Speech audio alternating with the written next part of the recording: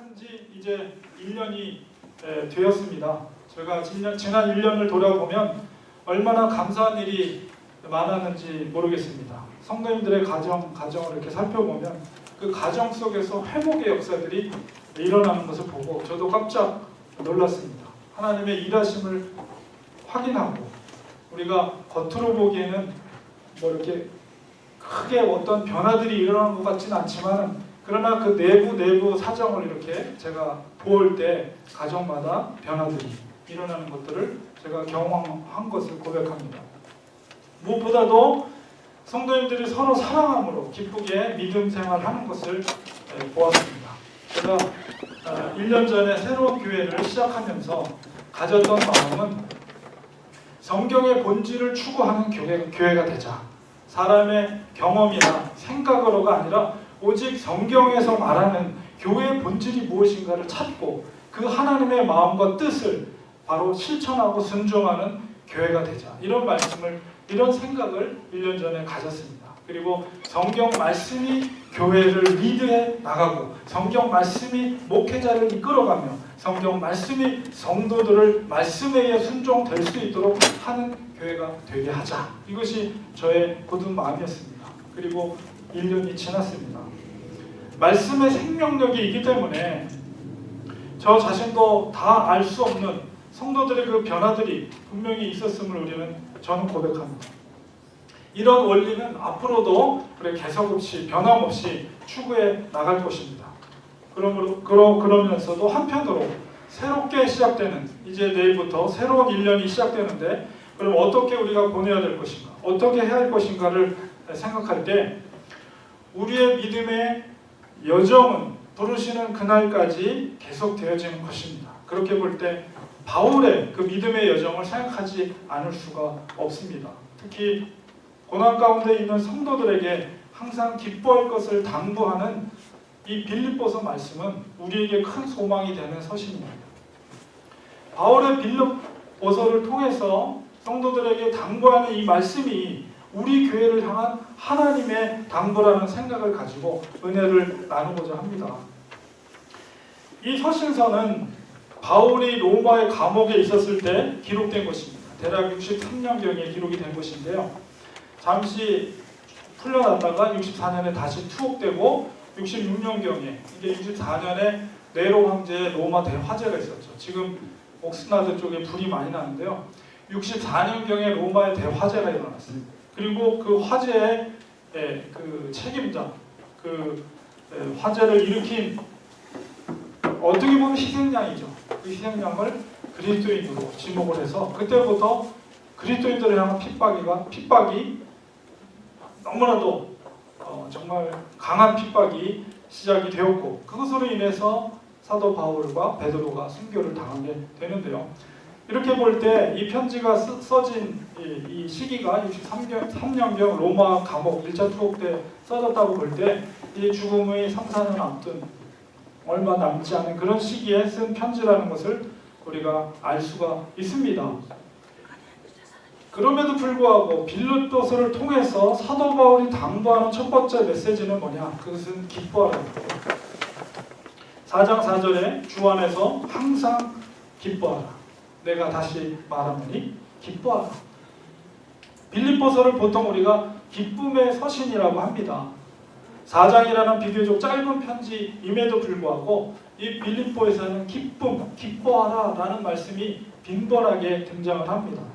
무려 16번이나 이 단어가 사용이 되고 있고 그 다음으로 빈번하게 등장하는 단어가 바로 그리스도라는 말입니다. 그렇게 볼 때 바울이 반복해서 강조하는 그 기쁨의 근거는 무엇인가 라고 했을 때 그것은 바로 그리스도로 인한 기쁨이라는 것을 바울은 이 빌립보서를 통해서 이야기하고 있습니다. 우리의 기쁨은 상황 속에서 나오는 기쁨이 아닙니다. 바울의 기쁨은 결코 상황 속에서 나오는 기쁨이 아닙니다. 어떻게 감옥 속에서 기쁠 수가 있겠습니까? 그러나 그리스도로 인한 그리스도를 통한 내가 고난이라면 오히려 그 고난 가운데 있을지라도 나는 기뻐하노라. 한 사도 바울의 고백을 우리는 기억해야 됩니다. 그렇기 때문에 그는 데살로니가 성도를 향해서도 항상 기뻐하라, 쉬지 말고 기도하라, 이런 권면의 말씀을 한 것이죠. 우리에게도 이런 기쁨이 있어야 합니다. 어떤 상황 속에서도 오직 예수 그리스도만을 바라보시기 바랍니다. 그리고 예수 그리스도의 영이신 성령을 의지하시기 바랍니다. 우리는 예수 그리스도와 연합된 삶을 사는 사람들입니다. 그분과 함께 하심을 믿고 믿음을 지켜나갈 때 주께서 성령을 통해서 주시는 하늘의 희락과 기쁨을 누릴 수가 있는 것입니다. 그리스도인이 좁은 길, 험한 길을 걸으면서 밤낮 기뻐할 수 있는 것은 바로 주께서 주시는 그 능력으로 가능한 것입니다. 바울이 두 번째로 이 빌립보서를 통해서 당부하고 있는 바는 바로 겸손에 대해서 이야기하고 있어요. 사실 에베소 교회를 여러분이 잘 살펴보면, 이 빌립보 교회를 이렇게 읽어보면 두 여자 권사님이 큰 마찰이 있는 교회였어요. 바로 유오디아와 순두계라는 권사님.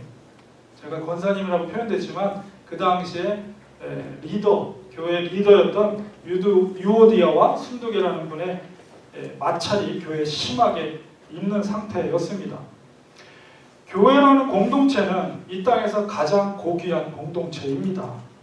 그럼에도 불구하고 이 공동체도 사람이 모인 곳이기 때문에 갈등과 분열이 생길 수 있는데, 그때 우리가 가져야 할, 교회 생활할 때 가져야 할 태도가 바로 이 겸손의 자세라는 것이죠. 바울은 그들에게 예수 그리스도의 마음을 가질 것을 당부하고 있습니다. 2장 5절에서 8절까지 그 겸손은 어디서부터 비롯되는 것인가? 너희 안에 이 마음을 품으라. 곧 예수 그리스도의 마음이니 그는 근본 하나님의 본체시나 하나님과 동등됨을 취할 것으로 여기지 아니하시고 오히려 자기를 비워 종의 형체를 가지사 사람들과 같이 되셨고, 예수 그리스도의 낮아지심, 바로 성육신의 사건이죠. 사람의 모양으로 나타나사 자기를 낮추시고 심지어는 죽기까지 복종하셨으니 곧 십자가에 죽으십니다. 너희들이 교회에서 가져야 될 겸손의 태도는 무엇인가? 바로 예수 그리스도의 마음, 자기 자신을 비우고 자기를 낮추고 심지어 자기의 목숨까지도 남을 위해서 죽을 수 있는 그런 겸손의 마음을 너희들이 교회 생활하며 가질 때에 온전한 교회, 복음의 본질적인 교회로 세워질 수 있다는 것을 바울이 이야기하고 있고, 특별히 그 빌립보 교회 안에 있었던 그런 분열과 성도들의 마찰의 그 상황 속에서 그 양쪽 성도들을 향해서 권면하는 바울의 마음입니다. 바로 이 바울의 이러한 사상은 예수님의 가르침을 그대로 계승하는 말씀입니다. 예수님께서 늘 제자들에게 당부했던 말씀이 무엇입니까? 너희들이 으뜸이 되고자 한다면 어린아이를 섬기는 자가 되라. 그 시대 속에서 가장 천시받았던 그런 신분이 어린아이, 사람으로 취급도 않는 그 어린아이보다도 더 낮은 자리에서 그들을 섬기는 자가 될 때 하나님 나라에 들어갈 수 있으며 하나님 나라에서 높은 자다라고 예수님은 말씀하셨고, 친히 예수님께서 말씀하시기를 인자는 섬김을 받으려 함이 아니라 도리어 섬기려 하고 자기 목숨을 많은 사람의 대속물로 주려 함이라 라고 제자들에게 가르쳤습니다. 주님의 이런 마음을 가질 때 교회는 건강한 생명력을 갖게 됩니다. 건강한 교회 모습, 건강한 그리스도의 모습은 결코 자기 목소리를 내고 섬김을 받으려는 것이 아니라 묵묵히 섬김의 자리에서 서로의 부족함을 채워주는 그리스도인이 되어야 되는 것입니다. 그러므로 기존의 성도들이, 먼저 와 있는 성도들이 자꾸 자기 목소리를 내고 자꾸 편해지려고 하는 것이 아니라 연약한 성도들을 위해서 기존의 성도들에게 불편해지고 낮아지는 자리, 섬김의 자리에 있는 교회가 성경적인 교회입니다. 네. 마지막으로 바울의 당부는 천국의 시민권을 말씀하고 있어요. 3장 20절에서 21절에 우리의 시민권은 하늘에 있는지라 거기로부터 구원하는 자 곧 주 예수 그리스도를 기다리노니 그는 만물을 자기에게 복종하실 수 있는 자의 역사로 우리의 낮은 몸을 자기의 영광의 몸의 형체와 같이 변하게 하시리라. 빌립보 지역은 로마의 식민지로 퇴역한 로마의 군인들이 많이 거주하던 지역입니다. 작은 로마라고 할 정도로 로마의 시민권을 가진 자들이 많이 있었고, 그 시민권을 가진 자들은 굉장히 많은 로마 정부의 혜택을 받은 그런 도시였습니다. 마게도니아의 첫 성이죠. 사실은 이 빌립보라는 것은 마게도니아의 제왕이었던 알렉산더 대왕의 아버지 빌립보 2세의 이름을 따서 지어진 옛 도시입니다. 그것이 로마가 정복을 하면서 거기에 공실, 1등 공신한 장군들이 거기에 이제 거주하면서 로마 정부의 많은 혜택을 받게 됐죠. 그렇기 때문에 그 성에는 많은 로마 시민권을 가진 사람들이 있었고, 그 시민권을 가진 사람들은 로마로부터 수많은 혜택을 받고 있었습니다. 그런 지역이었기 때문에 사도 바울은 특별히 그 시민권에 대해서 강조를 하고 있는 거예요. 로마의 시민이 아니라 너희들은 하늘의 시민권을 가진 자라는 것이죠. 그러므로 그 하늘의 시민권을 가진 자로서 믿음을 가지고 끝까지 시민권을 가진 하늘을 바라보며 믿음의 경주를 하라는 것을 당부하고 있고, 오늘 읽은 본문의 말씀 속에서 사도 바울의 고백이 바로 그거예요. 내가 그리스도와 그 부활의 권능과 그 고난에 참여함을 알고자 하여 그의 죽으심을 본받아 어떻게 해서든지 죽은 자 가운데서 부활에 이르려 하노니, 그의 간절한 마음이 담겨져 있습니다. 부활에 이루고자 한다는 것은 자기가 구원에 이루고자 하는, 마지막까지 그 구원의 예정 가운데 내가 구원에 이뤄서 부활되고 싶고자 하는 그런 간절한 마음이 담겨져 있죠. 내가 이미 얻었다 함도 아니요, 온전히 이루었다 함도 아니라 아직까지 이제 3, 4년 후면 그는 순교를 당한 그런 시기적인 상황 속에 있는 노사도임에도 불구하고 나는 이미 얻었다라고 자신하지 않고요, 온전히 이루었다라고 자신하지 않습니다. 오직 내가 그리스도 예수께 잡힌 바 된 그것을 잡으려고 지금도 나는 감옥에서 달려가고 있다. 형제들아, 나는 아직 내가 잡은 줄로 여기지 아니한다. 오직 한 일, 즉 뒤에 있는 것은 잊어버리고 사도 바울이 얼마나 무수한 교회를 세우고 많은 복음의 열정적인 일들을 해냈습니까? 로마 감옥에 있지만 그럼에도 불구하고 내가 이제까지 해온 것들은 다 잊어버린다는 거예요.